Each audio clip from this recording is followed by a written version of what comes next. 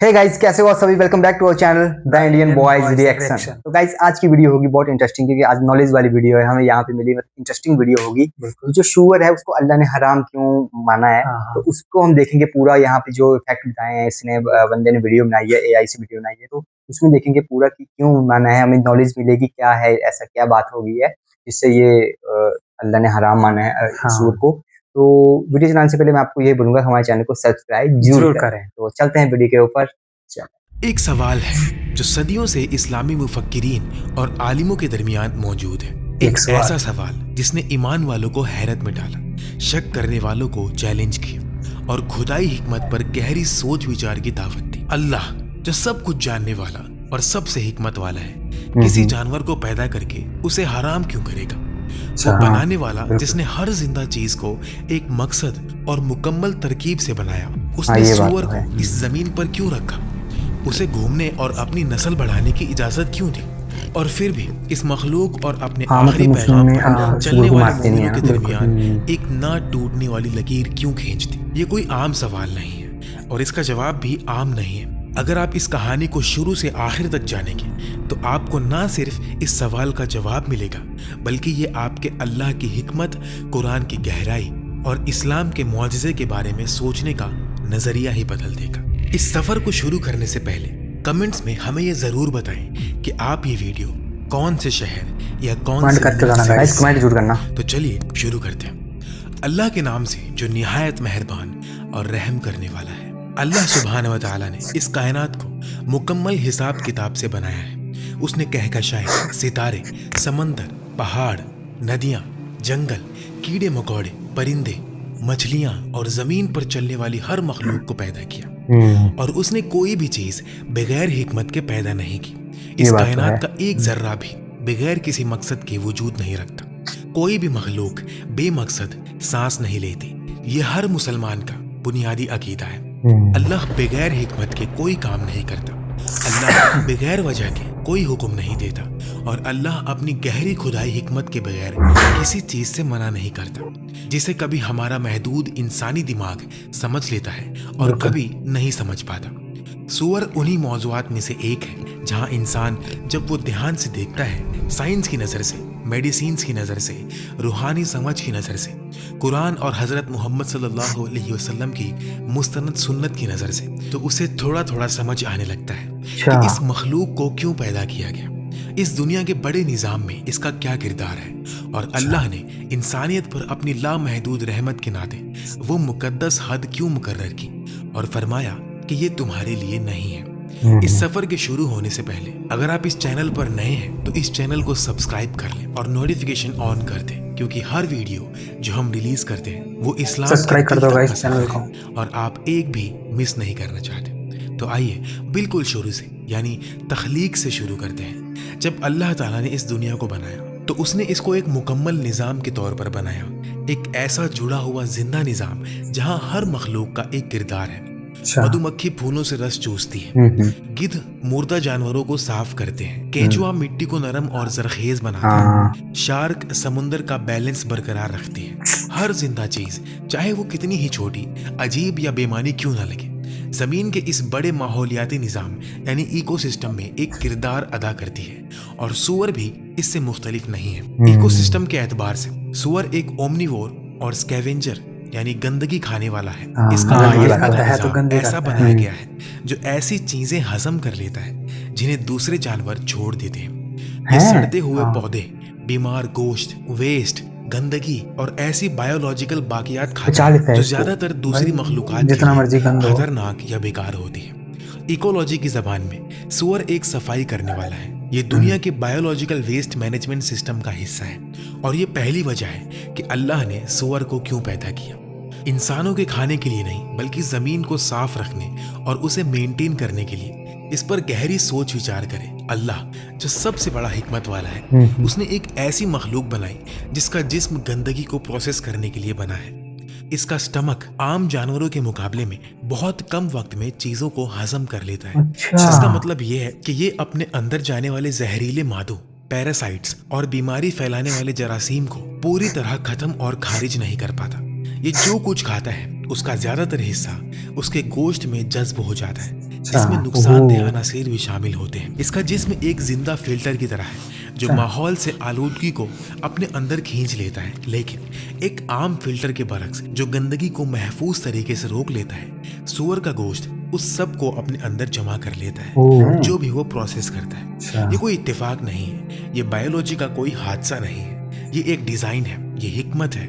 और यही वजह है कि अल्लाह जो जानता है कि उसने क्या पैदा किया है, जो अपनी पैदा की हुई हर मखलूक के हर जर्रे और हर सेल की फितरत जानता है, उसने अपनी आखिरी किताब में वाज़ेह और मजबूती से फरमाया, इस जानवर को खाना तुम्हारे लिए हराम है। अल्लाह कुरान मजीद की सूरह अल बकरा की आयत नंबर 173 में फरमाते हैं, उसने तुम पर मरे हुए जानवर का मांस, खून, सूअर का गोश्त और वो जानवर हराम किया है जिस पर अल्लाह के सिवा किसी और का नाम पुकारा गया हो।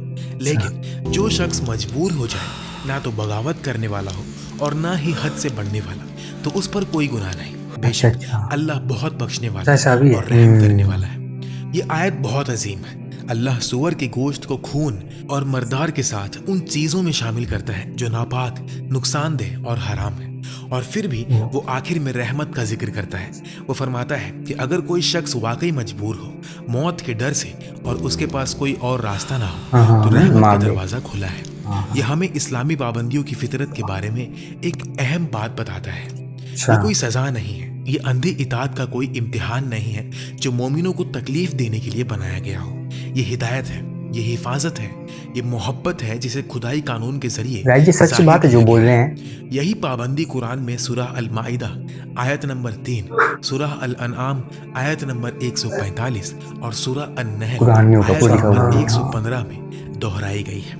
कुरान में 4 मुख्तलिफ जगहों पर अल्लाह ने इस मुमनात को दोहराया है। इस्लामी उलमा के मुताबिक जब कुरान में किसी चीज को कई बार दोहराया जाता है तो इसकी बहुत अहमियत होती है। ये चीजें सारी कुरान में लिखी हुई हैं, ये कोई मामूली मसला नहीं है, ये कोई कल्चरल प्रेफरेंस नहीं है, ये इंसानियत की हिफाजत के लिए एक मजबूत, वाज़ेह और खुदाई तौर पर मुकर्रर की गई हद है।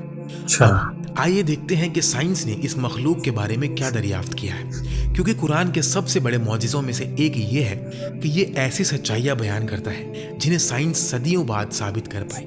जदीद पैरासाइटोलॉजी ने जाहिर किया है कि सूअर ऐसे बेशुमार पैरासाइट्स और पैथोजेंस का घर है जो इंसानों के लिए इंतहाई खतरनाक है। पहला है ट्रिकोनेलुस पायरेलिस, जो ट्रिकोनोसिस नामक बीमारी का बाइस बनता है। ये छोटा कीड़ा सूअर के गोश्त के अंदर रहता है और नशाओ नुमा पाता है।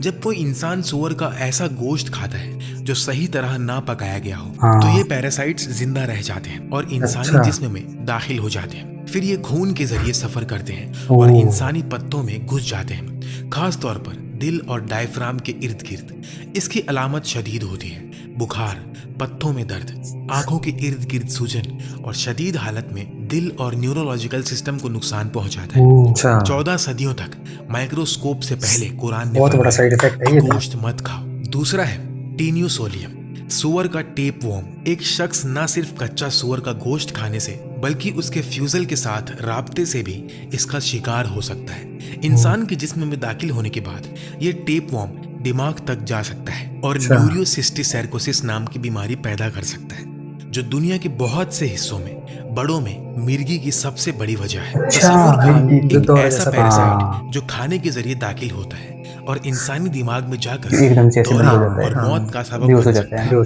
तीसरा है हेपेटाइटिस ई वायरस। साइंसदानों ने तस्दीक की है कि सूअर इस वायरस का एक बड़ा जखीरा है।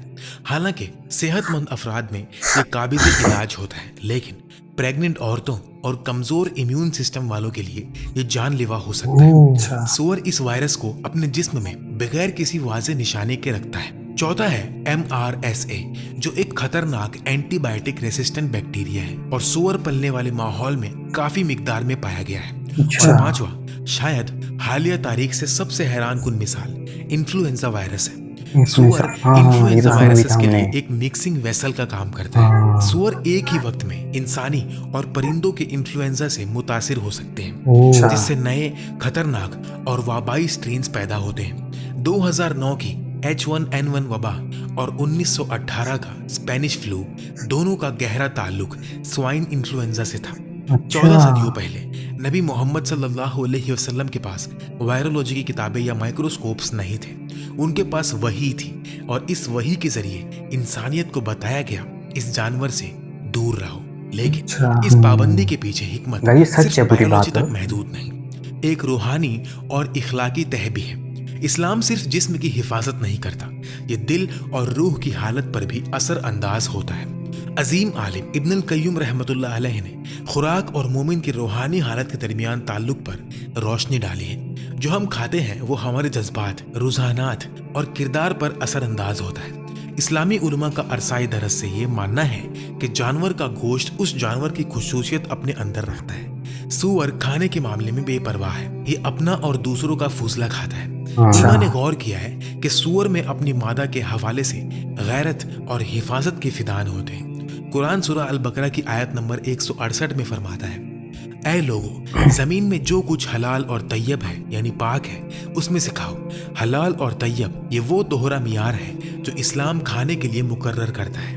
سور واضح خدائی حکم کی بنا پر حرام ہے اور اپنی بایولوجیکل فطرت کی بنا پر طیب بھی نہیں ہے. اس سوال کو اکثر ایک چیلنج کے طور پر پیش کیا جاتا ہے، اگر اللہ نے سور کو پیدا کیا ہے تو اسے حرام کیوں کیا؟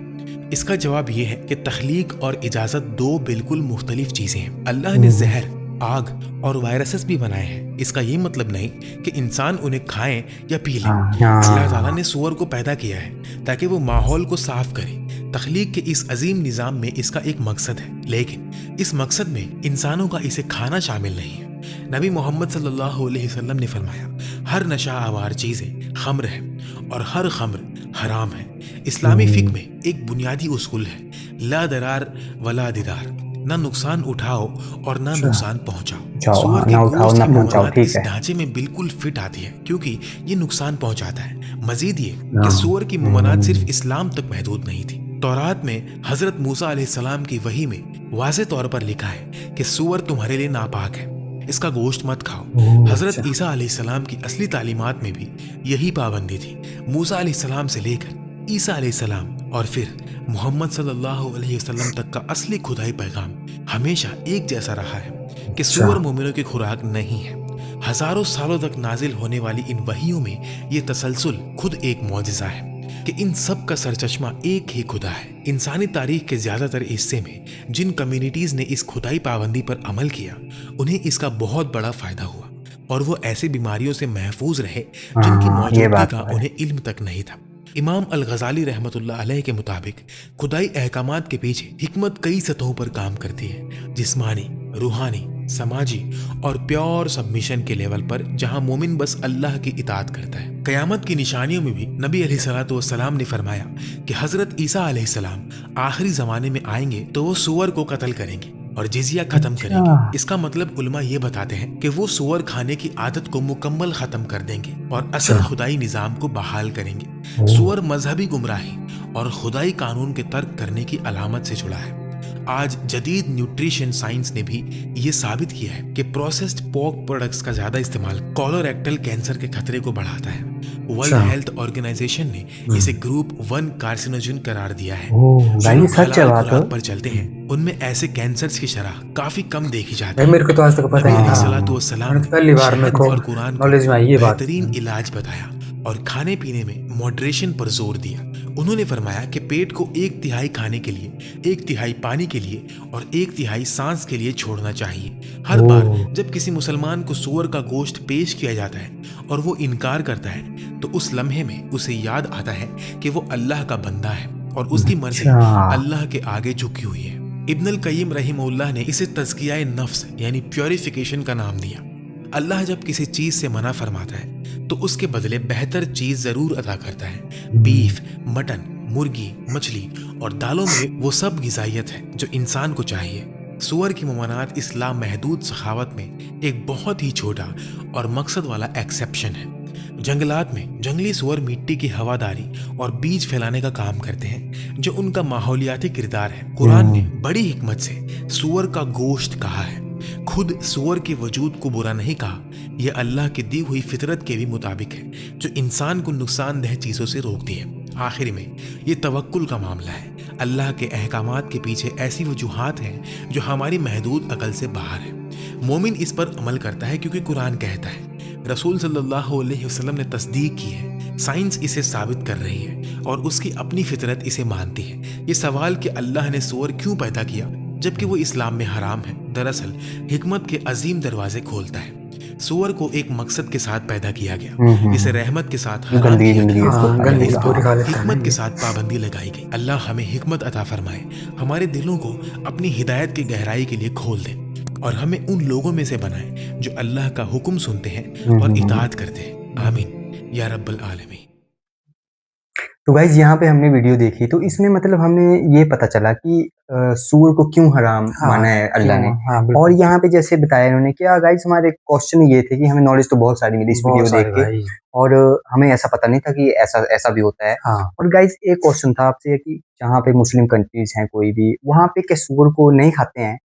क्या मुस्लिम कंट्री में कहीं भी सूअर को नहीं खाते हैं? ये हमें पता नहीं है, लेकिन हमें नॉलेज मिली कि नहीं खाते हैं। यहाँ पे वीडियो में बताया गया है, और जो वीडियो में बताया गया है ये पूरा सच है कि हाँ, ये तो हमें पता था कि सूअर गंद खाता है, गंद खाता है, और उसको खाने से यहाँ पे अंदर उसके वो नई नई बीमारियां होती हैं। पहले भी सूअर से 10 साइड इफेक्ट बता दिए, मतलब जो ऐसे हाँ जानलेवा हो सकते हैं, जानलेवा हो सकते हैं। तो वही खासकर जिनके लंग्स कमजोर हैं और जो प्रेग्नेंट लेडीज हैं, और इसमें फ्लू भी आया था पहले, जैसे कुछ फ्लू भी आया था गाइज, वो भी इससे होता है शायद।